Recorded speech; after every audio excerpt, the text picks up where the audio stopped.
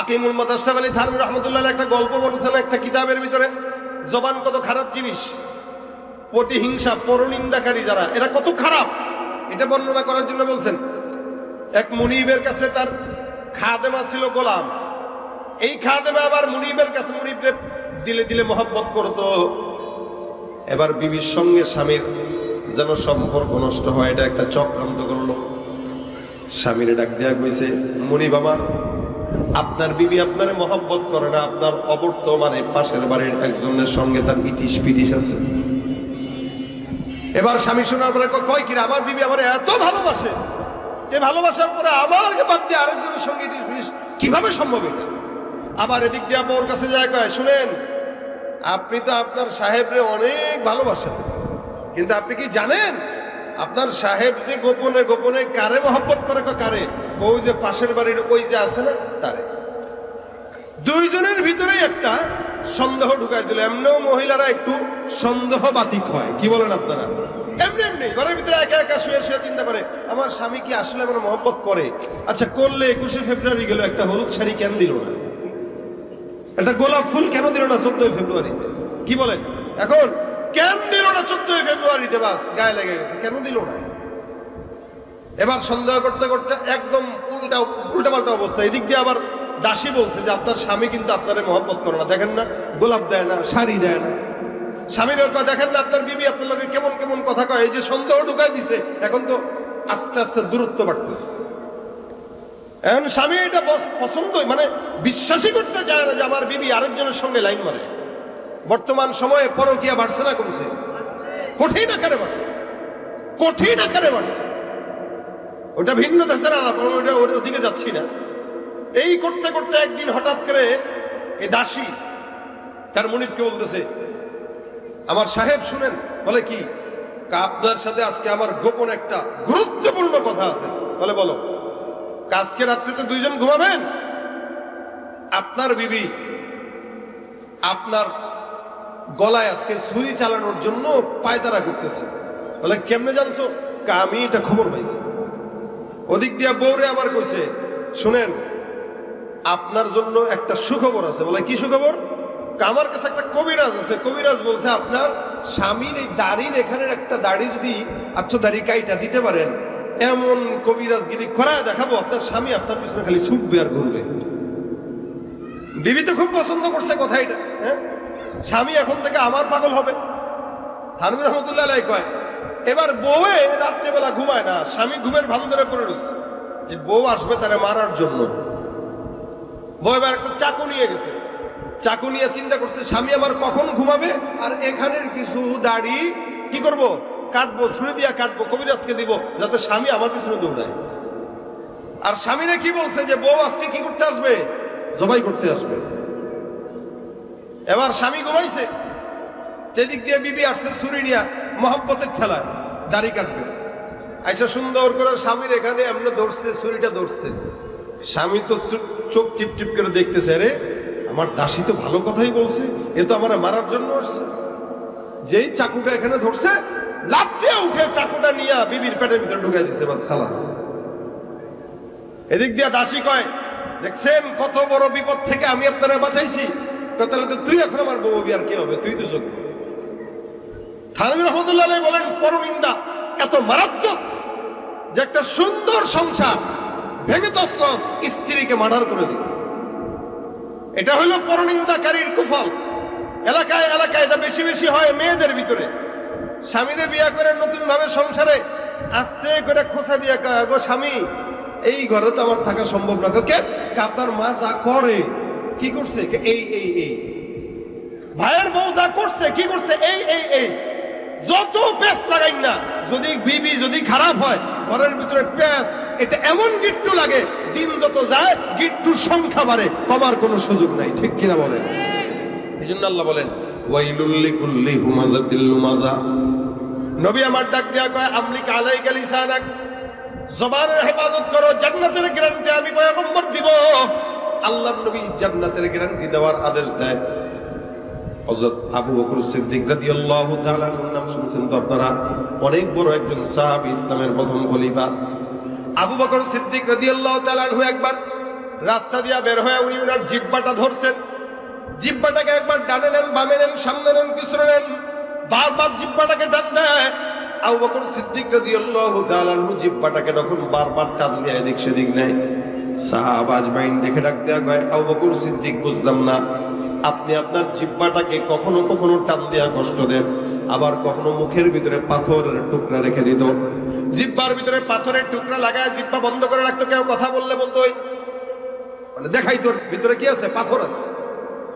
সাহাবা আজমাইন ডাক দেয়া বলেন, আবু বকর কাহিনী বুঝলাম না, জিহ্বার ভিতরে পাথর নিয়ে আপনি বারবার এরকম মুখটা বন্ধ করে রাখেন, আবার জিহ্বাকে বারবার টান দেন, কি কারণ?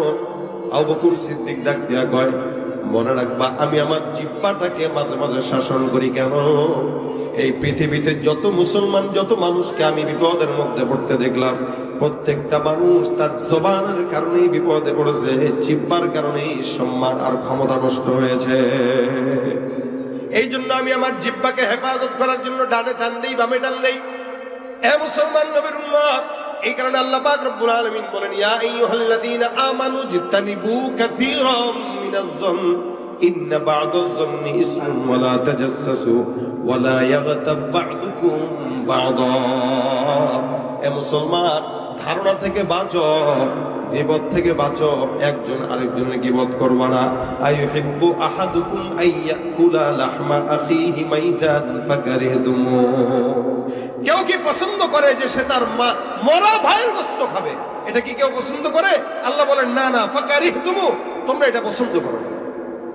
যেহেতু তোমরা পছন্দ করো না, কেউ কারো গীবত করো না, কেউ কারো শিকায়াত করো না, না জেনে কারো ব্যাপারে মন্তব্য করো না। আমাকে আপনি চিনেন না, আমাকে আমার আল্লাহ চিনে, আর আমি নিজে চিনি। আপনাকেও আপনি চিনেন, আপনার আল্লাহ চিনে। আল্লাহ পাক রব্বুল আলামিন প্রত্যেকটা বান্দার হিসাবের খবর রাখে, আমলনামা রাখে। এ মুসলমান নবীর উম্মত, আমরা না জেনে আরেকজনের ব্যাপারে খারাপ খারাপ মন্তব্য করি জবান দিয়া। জবানের হেফাজত নাই, কথাবার্তার গ্যারান্টি নাই, যার কারণে সমাজের ভিতরে অধিকাংশ মানুষ বিপদের মধ্যে পড়ে, জবানের গ্যারান্টি না থাকার কারণে। আমার আল্লাহ পাক রব্বুল আলামিন বলেন, আইয়ুহিব্বু আহাদুকুম আইয়াকুলা লাহমা আখিহি মাইতান ফাকারিহতুমু। আল্লাহ রাসূল হাদিসে ডাক দেয়া কয়, অসংখ্য গুনাহ, তবে গীবতের গুনাহটা কেমন গুনাহ? নবী বলেন, আল গীবাতু আশাদ্দু মিনাজ জিনা। গীবতটা জিনার চাইতেও মারাত্মক। একটা বান্দা যখন জিনা করে, সে নাফসান গুনাহ করে, ব্যক্তিগত গুনাহ করে, একা একা গুনাহ করে। একা একা গুনাহ যদি কেউ আল্লাহর কাছে মাফ চায়, আমার আল্লাহ ক্ষমা করে দেয়। প্রত্যেকটা মুসলমানের গুনাহের আদত আছে, এটা আমিও করি, আপনারাও করেন। এ দুনিয়াতে এমন কেউ নাই যে বান্দা কোনো গুনাহ করে নাই। আমি যদি বলি আপনারা হাত তুলেন, কে আছেন আমি একটা গুনাহ কোনোদিন করি নাই, কেউ পারবেন হাত তুলতে?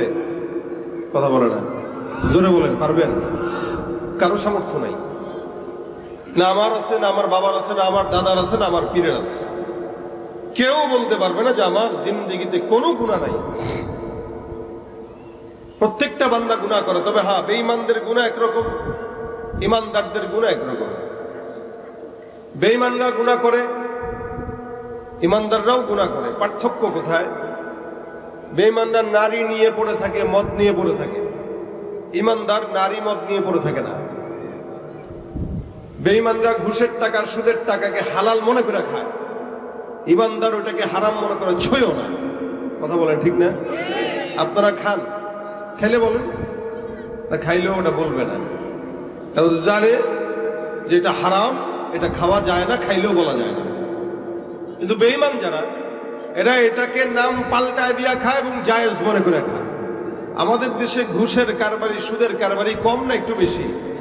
জোরে বলেন, বেশি না কম? বাড়ি করতেছে তো সুদের টাকায়, গাড়ি কিনতেছে তো সুদের টাকায়, ব্যবসা করতেছে তো সুদের টাকায়। ভাই সুদ খান কা ভাই, সুদ ছাড়া কি গতি আছে নাকি?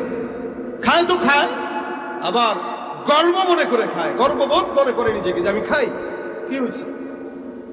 ইমানদার আর বেঈমানের গুনাহ আলাদা আলাদা, এক না। ইমানদার একরকম গুনাহ করে, বেঈমান ভিন্ন রকম গুনাহ করে। ইমানদার মানুষের জায়গা চুরি করে, এক জায়গাকে 10 জায়গায় বিক্রি করে। বেঈমান, বেঈমান মানুষের জায়গা চুরি করবে এবং একই জায়গাকে 10 জায়গায়, 14 জায়গায় বিক্রি করবে। একটা ফ্ল্যাট 20 জনের কাছে বিক্রি করবে, এটা বেঈমানের কাজ। ইমানদার এগুলো করবে না। তবে ইমানদারের একটা গুনাহ, যেই গুনাহ ইমানদার পছন্দ মনে করে করে, এটাকে ইমানের দাবি মনে করে করে, সেই গুনার নাম হলো গীবত আর পরনিন্দা। কি?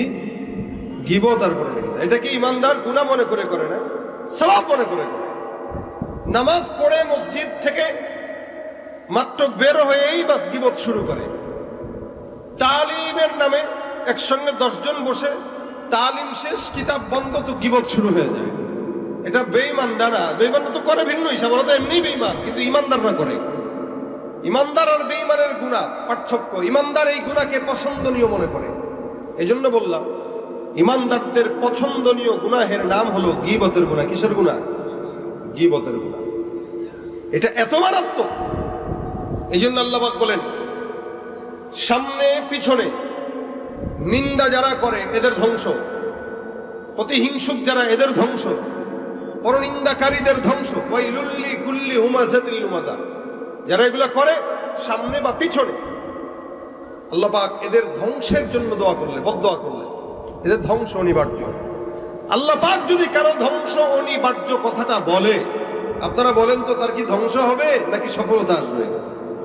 ধ্বংস। আল্লাহ বলছেন ধ্বংস তো ধ্বংসই। এই জন্য মানুষ এই গীবত শিকায়ত আসলে মূলত করে হইল প্রতিহিংসা থেকে।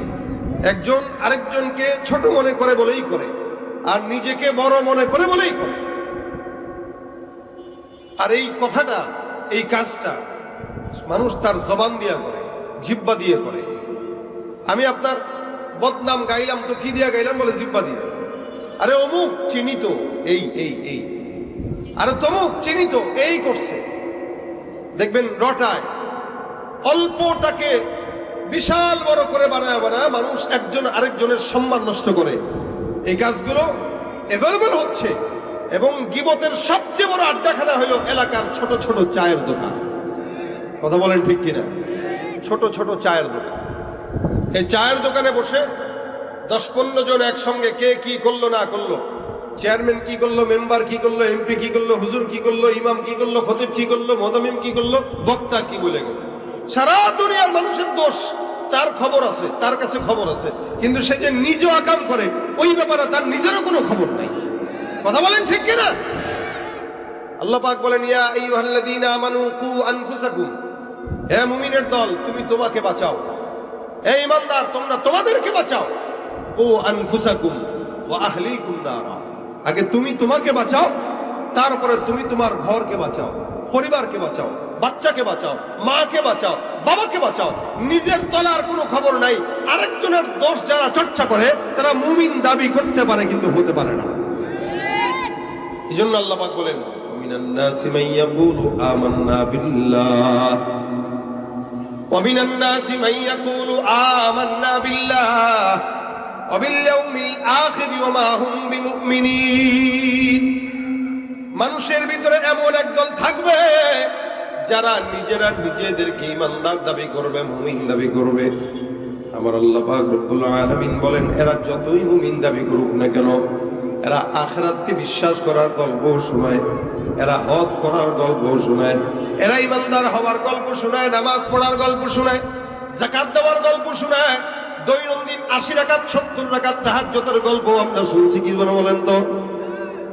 এত গল্প শোনার পর আল্লাহ পাক রব্বুল আলামিন বলেন আমি আল্লাহ রব্বুল আলামিন ঘোষণা করলাম ওয়া মিনান নাসি মান ইয়াকুলু আমান্না বিল্লাহি ওয়া বিল ইয়াউমিল আখির ওয়া মা হুম বিমুমিনিন। মানুষের ভিতরে একদল থাকবে যারা নিজেরা নিজেদেরকে মুমিন দাবি করবে।